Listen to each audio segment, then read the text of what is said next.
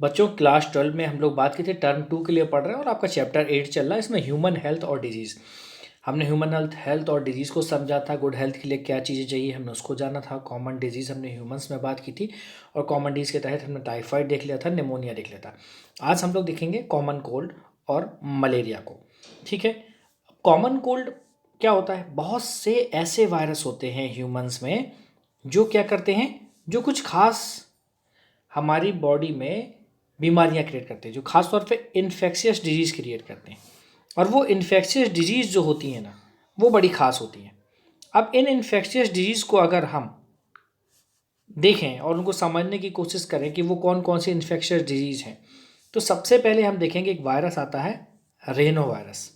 Reno virus क्या करता है? ये दरअसल अकेला नहीं होता, ये ग्रुप ऑफ वायरसेस हैं और ये क्या करते हैं, ह्यूमन में मोस्ट इन्फेक्शियस डिजीज़ को क्रिएट करते हैं। जैसे सबसे इम्पॉर्टेंट डिजीज़ मैं आपको बताता हूँ, आप पढ़ेंगे कॉमन कोल्ड के बारे में। जो कॉमन कोल्ड है, ये क्या खास बात है? दरअसल जो कॉमन कोल्ड होती है, ये नोज़ और हमारे रिस्पिरेटरी ट्रैक्ट को प्रभावित करती है खास तौर पर। तो आप देखेंगे, ठीक है, ये मोस्टली नोज़ और हमारे रिस्पिरेटरी पासेस को, लेकिन ये देखना है, ध्यान देने की बात है, ये हमारे लंग्स को इन्फेक्ट नहीं करते। ये हमारे लंग्स को इन्फेक्ट नहीं करते, ध्यान रखिएगा। ठीक है, सिर्फ ये हमारी नोज़ और रिस्पिरेटरी पाथ को, मतलब ये हमारी नोज़ को कर सकते हैं, हमारे थ्रोट को कर सकते हैं, हमारे गले को कर सकते हैं। यहाँ पर सिम्टम्स आपको क्या मिलेंगे? नाजल कंजेशन मिलेगा आपको। ठीक है, नाजल कंजेशन हो जाएगा, डिस्चार्ज, नाक बहने लगेगी, गले में खराश होगी, ठीक है, कफ होगा, हेडेक होगा, टायर्डनेस होगी, थकान भी होगी। इस प्रकार के सिम्टम्स हैं। अगर आप देखेंगे तो यूजली आपको ये ऐसे दिखेंगे, 3 to 7 डेज़ के लिए दिखेंगे। अगर आप 3 to 7 डेज़ तक इसका ट्रीटमेंट लेते हैं तो ठीक, नहीं लेते इसके बीच में तो भी 7 दिन में समाप्त हो जाते हैं। एक और इम्पॉर्टेंट चीज़ बात, जिस बंदे को कॉमन कोल्ड होता है, जो वो इन्फेक्टेड पर्सन कहलाता है। क्यों? क्योंकि जब वो खांसता है या छींकता है तो उसके ड्रॉपलेट्स एयर में फ्लोट करने लगते हैं, क्योंकि ड्रॉपलेट्स बहुत हल्के होते हैं तो वो एयर में फ्लोट करते हैं। जब वहाँ से कोई हेल्दी पर्सन गुजरता है और वो जब सांस लेता है, तो जैसे ही सांस लेता है तो ये ड्रॉपलेट्स उसके अंदर चले जाते हैं। ठीक है, तो इस प्रकार से क्या हो जाता है, इस प्रकार से वो भी क्या हो जाता है, संक्रमित हो जाता है। ठीक है, इसके अलावा जो इन्फेक्टेड पर्सन है, वो अगर उसके पेन का कोई दूसरा इस्तेमाल करता है, उसकी बुक्स को कोई दूसरा इस्तेमाल करता है, उसके चाय के कप वगैरह को इस्तेमाल करता है, डोर नॉब्स को वो छूता है अगर उन्हीं हाथों से, ठीक है, कंप्यूटर को छूता है या कंप्यूटर के माउस को छूता है, कीबोर्ड को छूता है, तो ऐसे इन्फेक्टेड ऑब्जेक्ट्स जिसके कांटेक्ट में आता है वो सभी को इन्फेक्टेड कर देता है। और हेल्दी पर्सन जैसे ही इसको छूता है तो वो भी इन्फेक्टेड हो जाता है। ठीक है, अब इसके अलावा हमें एक दूसरी डिजीज़ के बारे में बात करनी है, बहुत इंपॉर्टेंट है। आपने मलेरिया के बारे में सुना होगा। मलेरिया जो बीमारी है वो दरअसल वायरस से नहीं फैलती, बैक्टीरिया से भी नहीं फैलती, वो एक प्रकार के प्रोटोजोअन से फैलती है। तो मलेरिया, तो ह्यूमन में बहुत सी ऐसी बीमारियां हैं जो प्रोटोजोअन्स के वायरस से फैलती है। ठीक है, अब प्रोटोजोअन्स, जैसे मैं आपको बताता हूँ, प्रोटोजोअन्स, अमीबा का नाम सुना होगा आपने, पैरामीशियम का नाम सुना होगा, इसी प्रकार के प्रोटोजोअन्स, अमीबा, पैरामीशियम भी प्रोटोजोअन्स हैं। अब आपने मलेरिया के बारे में सुना होगा, ये एक ऐसी डिजीज है जिससे ह्यूमन कई सालों से लड़ता चला आ रहा है। ठीक है, मैनी ईयर्स से वो फाइट कर रहा है इसके साथ, लेकिन फिर भी ये बीमारी अभी गई नहीं है। अब देखिए मैं आपको बताता हूँ, एक एक प्रोटोजोआ होता है, उसका नाम होता है प्लाज्मोडियम। और यही जो वो प्रोटोजोआ है जो क्या है, इस मलेरिया के लिए रिस्पॉन्सिबल है। अब ये जो रिस्पॉन्सिबल है, तो प्लाज्मोडियम की डिफरेंस स्पीसीज हैं, आप पढ़ोगे, Plasmodium vivax, Plasmodium malaria, Plasmodium falciparum. ठीक है, अब आप देखेंगे ये है ना, इनसे विभिन्न विभिन्न टाइप्स के, डिफरेंट टाइप्स के मलेरिया क्रिएट होते हैं। और ये सभी मलेरियाओं पे अगर आप जाएं तो इन सब के लिए अलग अलग सिम्टम्स भी होते हैं। अब पूछते हैं कि प्लाज्मोडियम वाइवेक्स और प्लाज्मोडियम मलेरिया और प्लाज्मोडियम फैल्सिपेरम में सबसे ज़्यादा खतरनाक और सीरियस कौन सा होता है? तो जब भी कभी आपके पास ऐसा क्वेश्चन आए कि कौन ज़्यादा खतरनाक है ना, जब भी कभी आपसे पूछा जाए तो आप बताएंगे प्लाज्मोडियम फैल्सिपेरम के द्वारा जो मलेरिया होता है ना, वो सबसे खतरनाक होता है, मोस्ट सीरियस है। ठीक है, क्योंकि ये मैलिग्नेंट मलेरिया कहलाता है। क्या कहलाता है बेटा? ये मैलिग्नेंट मलेरिया कहलाता है। ठीक है, यही सबसे सीरियस भी होता है और घातक भी होता है। जब कोई एक इन्फेक्टेड फीमेल एनाफिलीज, ठीक है, इसको कैरी कौन करता है? एक मादा मच्छर, फीमेल एनाफिलीज जो एक मॉस्किटो है, वो इसको कैरी करती है। तो जब एक इन्फेक्टेड फीमेल एनाफिलीज किसी ह्यूमन को काटती है, ठीक है, अभी हम लोग इसका फिगर देखेंगे 8.1 को। पहले थोड़ी सी बात सुनिए जो मैं बोल रहा हूँ। क्या कहता है कि जब कोई फीमेल एनाफिलीज मॉस्किटो किसी ह्यूमन को काटती है तो प्लाज्मोडियम स्पोरोजॉइट के फॉर्म में ह्यूमन बॉडी में इंटर कर जाता है। तो किसके फॉर्म में ह्यूमन बॉडी में इंटर कर जाता है? आप कहेंगे एज ए स्पोरोजॉइट। ये स्पोरोजॉइट क्या है? उसकी इन्फेक्शियस फॉर्म है।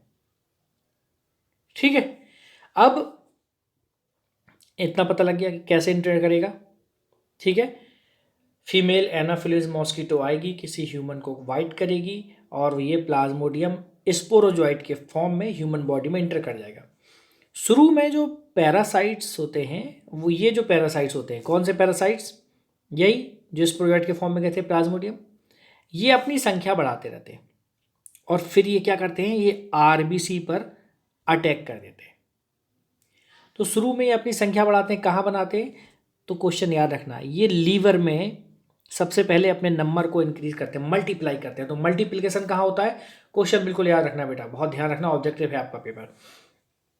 ये पैरासाइट्स इनिशियली मल्टीप्लाई करते हैं within the liver cell and then फिर क्या करते हैं? उसके बाद फिर ये आरबीसी पर अटैक करते हैं। जैसे ही आरबीसी पर अटैक करते हैं और ये आरबीसी को क्या कर देते हैं? रप्चर कर देते हैं, उसको खराब कर देते हैं, उसको ख़त्म करने की कोशिश कर देते हैं, उसको फाड़ देते हैं, फट जाती है वो। ठीक है, जैसे ही वो रप्चर हो जाती है, क्या रप्चर हो जाती है? आरबीसी।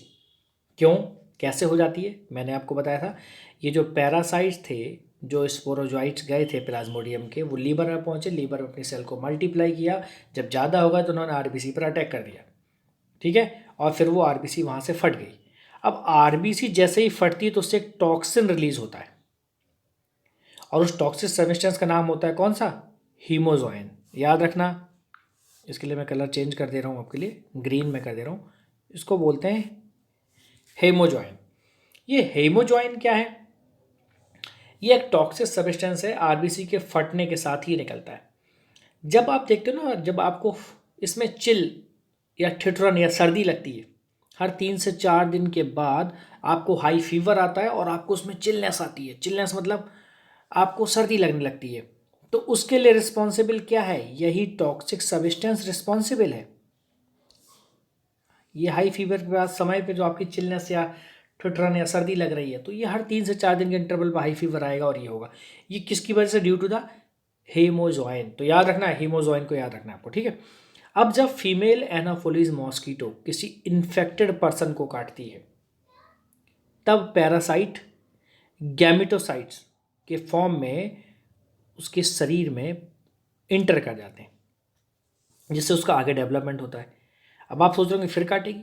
अरे भैया, अब हमको अगर हो गया है तो हमारे अंदर फिर कोई फीमेल मॉस्किटो आई और उसने हमको बाइट किया, तो अब हमारे से फीमेल में कैसे जाएगा? फीमेल मॉस्किटो के अंदर ये पैरासाइट, अब ये गैमेटोसाइट फॉर्म के अंदर में जाएगा। ठीक है, तो when a female anopheles mosquito bite a infected person, जैसे मान लो मैं इन्फेक्टेड हुआ तो मुझे काटा, तो ये पैरासाइट्स इंटर करेंगे मॉस्किटो के बॉडी के अंदर, क्योंकि और क्या करेंगे? अंडर को फर्दर दिया डेवलपमेंट। अब जब मॉस्किटो के बॉडी के अंदर जाएंगे दोबारा, तो अब ये गैमेटोसाइट स्टेज हो जाएगी। जब हमको काटा था किसी इन्फेक्टेड फीमेल एनाफिलीज ने, तब मैं हेल्दी था, तो वो स्पोरोजॉइट्स, तो किसी ह्यूमन, हेल्दी ह्यूमन को काटेंगे इन्फेक्टेड फीमेल मॉस्किटो, तो वो स्पोरोजॉइट के फॉर्म में। अब जब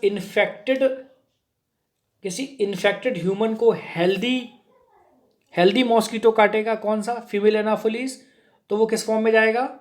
वो गैमेटोसाइट के फॉर्म में उसकी बॉडी में जाएगा और उसके बाद फिर उसका आगे डेवलपमेंट शुरू होगा उसके अंदर, फिर जाके वो फिर किसी हेल्दी ह्यूमन को चूज करेगी, फिर उसको काटेगी। इस प्रकार से डेवलपमेंट चलता रहेगा। तो सबसे जो इम्पोर्टेंट चीज़ है यहाँ पर जानने वाली, वो क्या है? ये पैरासाइट्स क्या करते हैं? स्पोरोफाइट, और स्पोरोजॉइट से फिर गैमेटोसाइट, और गैमेटोसाइट से स्पोरोजॉइट में, इस तरह से ये इंटर करते रहते हैं। ठीक है, जब फीमेल जब ये पैरासाइट मॉस्किटो के अंदर मल्टीप्लाई करके स्पोरोजॉइट्स बनाते हैं तो सैलिवरी ग्लैंड्स में स्टोर होते हैं। याद रखना हमेशा, ये स्टोर कहाँ पर होंगे, ये हमेशा हमेशा बेटा ये उनकी सैलिवरी ग्लैंड में स्टोर होते हैं। ठीक है, पैरासाइट मॉस्किटो के अंदर मल्टीप्लाई करके कहाँ पर स्पोरोजॉइट्स फॉर्म में होते हैं तो कहाँ पर स्टोर होंगे, सैलिवरी ग्लैंड में स्टोर हो जाते हैं। और जब ये मॉस्किटो किसी ह्यूमन को काटते हैं तो ये स्पोरोजॉइट्स ह्यूमन की बॉडी में मॉस्किटो की सलाइवा के थ्रू इंटर कर जाते हैं। ठीक है, तो इस प्रकार से ये एक इवेंट्स या प्रोसेस शुरू हो जाती है। तो मलेरिया के पैरासाइट्स को अपनी लाइफ साइकिल को पूरा करने के लिए 2 होस्ट की नीड होती है। पहला होस्ट होता है बेटा इसमें ह्यूमन और दूसरा होस्ट होता है मॉस्किटो। ठीक है, याद रहेगा। तो अब इसमें जो फीमेल एनाफोलिस मॉस्किटो है वो वेक्टर भी है, वो ट्रांसमिटिंग एजेंट भी है। तो चलिए हम लोग प्लाज्मोडियम की लाइफ साइकिल को अगर आप समझना चाहते हैं, आप देखना चाहते हैं, तो हम आपको वो दिखाते हैं, समझते हैं, समझाते हैं आपको। देखिए बेटा, यहाँ पर है ये प्लाज्मोडियम की लाइफ साइकिल। ठीक है, आप लोग अपनी अपनी बुक में देखिएगा ज़रा। यहाँ पर ये बेटा जूम क्रिएट नहीं हो पा रहा, क्यों नहीं हो रहा समझ में नहीं आ रहा है। खैर चलिए हम इसी में आपको समझाने की कोशिश करते हैं।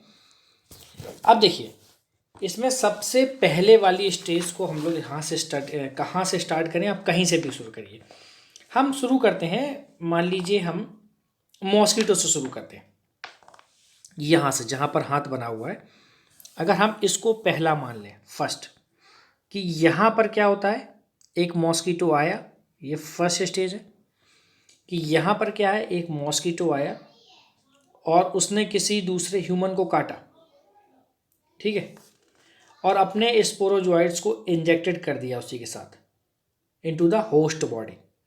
फिर ये मैंने आपको क्या बताया था, अब ये स्पोरोजॉइट्स या पैरासाइट्स कहाँ पहुँचते हैं, लीवर में पहुँचते हैं। ठीक है, तो दूसरी स्टेज क्या थी, अब ये ह्यूमन के लीवर में पहुँचे, और ह्यूमन के लीवर में पहुँच के क्या किया इन्होंने, लीवर में पहुँच के क्या किया, मल्टीप्लिकेशन स्टार्ट किया, अपने नंबर बढ़ाए। तो यहीं पर ये पैरासाइट रिप्रोड्यूस करते हैं। तो ये तीसरी स्टेज जो है ना, ये रिप्रोडक्शन वाली, रिप्रोड्यूस कर रहे हैं। ठीक है, लीवर के अंदर, लीवर सेल्स के अंदर रिप्रोड्यूस। और उसके बाद क्या करते हैं, उसके बाद ये हमारे आरबीसी पर अटैक कर देते हैं। और आरबीसी पर अटैक करने के बाद क्या करते हैं, ये रेड ब्लड सेल्स में पहुंच जाते हैं, आरबीसी पर अटैक कर देते हैं। और आरबीसी पर अटैक करने के बाद ये रिप्रोडक्शन है, ये चौथा वाला क्या है, आरबीसी पर अटैक कर रहे हैं। आरबीसी पर अटैक करने के बाद क्या कर देते हैं, बाद में उसको बस्ट कर देते हैं, उसको फाड़ देते हैं। ठीक है, और फिर क्या कर लेते हैं, फिर उससे क्या फटने के बाद क्या निकलता था, मैंने आपको क्या बताया था, क्या रिलीज करते हैं, एक बहुत इंपॉर्टेंट टॉक्सिक सब्सटेंस निकलता है, हीमोजोइन। ठीक है, तो हीमोजोइन निकलता है। और फिर यहाँ पर ये क्या करते हैं, फिर ये बाद में किसी इन्फेक्टेड पर्सन को फिर कोई एक हेल्दी मॉस्किटो आके काट लेता है यहाँ वाली स्टेज में। तो अब मॉस्किटो के अंदर फिर ये आ जाता है। अब वो female mosquito take up gametocytes, अब वो गैमेटोसाइट्स को ले लेता है। इंटर किया था ह्यूमन में स्पोरोसाइट्स के फॉर्म में, और मॉस्किटो किसके फॉर्म में ले गया, गैमेटोसाइट्स के फॉर्म में, इसको ले लेता है और फिर फर्टिलाइजेशन करता है उसकी सलाइवा के अंदर। ठीक है, शुरू में कहाँ पर करता, सॉरी, उसके बाद मॉस्किटो के जो स्टोमक के अंदर ये क्या करता है, इसका डेवलपमेंट होता है, फर्टिलाइजेशन होता है। और फिर बाद में स्पोरोजॉइट्स के फॉर्म में मॉस्किटो की सलाइवा के थ्रू क्या होता है, ये फिर मॉस्किटो किसी को काटता है तो उसके अंदर एंटर कर जाता है। ठीक है, तो इस प्रकार से ये फिफ्थ स्टेज, ये सिक्स स्टेज, तो सिक्स स्टेज में ये अपनी एक लाइफ साइकिल को पूरी कर रहा है। तो ये प्लाज्मोडियम की सारी लाइफ साइकिल हुई जो मैंने चीज़ें आपको बताई। तो उम्मीद है कि आपको ये दोनों चीज़ें अच्छे से समझ में आई होंगी, मलेरिया और कॉमन कोल्ड। ठीक है, चलिए बाकी डिजीज़ को हम लोग देखते हैं।